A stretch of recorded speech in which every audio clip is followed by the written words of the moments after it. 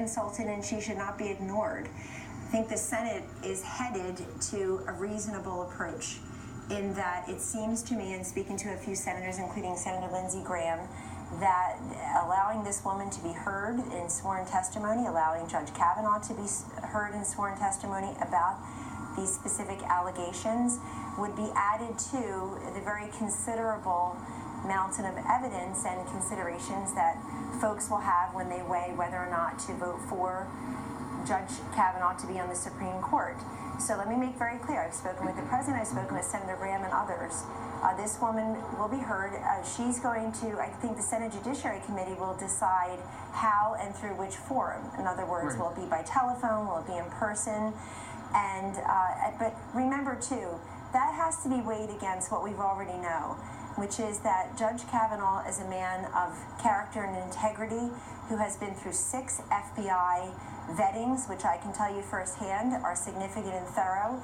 He also has been lauded by women from every different aspect of his life, and this is significant. This is very significant for a man of character and integrity to be spoken about so highly by women who maybe didn't vote for President Trump, maybe don't call themselves Republicans, certainly. In fact, many who don't. But women who went to Yale with him, women who were taught with him at Harvard, his many female law clerks, the mothers of the young girls that he coaches in basketball here in a Washington, D.C. suburb. This is important, the 65 women who knew him in high school. But let me make very clear again, for those who just want to slice and dice what's being said today on behalf of the President, this woman should not be ignored and should not be insulted. She should be heard. Now, let's make very clear, those Democratic senators had no interest in the mountain of evidence about Judge Kavanaugh's character and integrity. They had no interest in that whatsoever. One female senator spent most of the time talking instead of asking him questions. Another female senator lied about his characterization of a legal case and abortifacients. And we all know that Cory Booker restrained himself, I guess, with humility. He didn't call himself Jesus, but referred to himself as Spartacus. So they weren't interested in Judge Kavanaugh's significant record and his character integrity as testified to by many women. Also, there are private phone calls that happen with judicial candidates, and that happened with Judge Kavanaugh as well. That would have been the time for Senator Feinstein to have posed to him a sensitive matter such as this, and so it sounds like she failed to do that. You have a problem with the timing.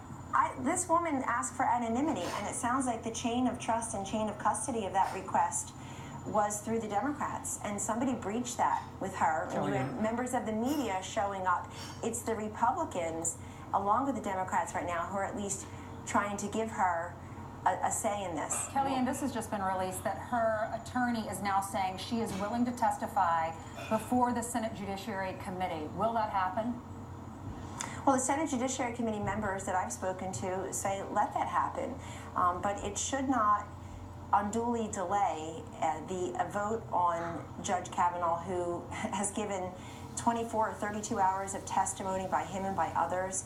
And also, there were 1,300 written questions. This never came up. Those private phone calls, the private meetings. Judge Kavanaugh has met with 65 U.S. senators, and we all know there were some who just couldn't find the time to do their jobs to advise and consent the President of the United States on his Supreme Court pick. I started this segment out by saying she should testify under oath. The Senate Judiciary Committee looks like they are headed that way. Judge Kavanaugh, who has categorically denied these allegations, will also have an opportunity to address them under oath. Wow. And let that be part of what everybody considers before they cast a vote. Right. And let's not fool ourselves. Remember, folks, that long before this happened, there were Democrats who said they would not vote for Judge Kavanaugh, and they wouldn't vote for anybody that President Trump nominated to the Supreme Court. Let's remember that. All right.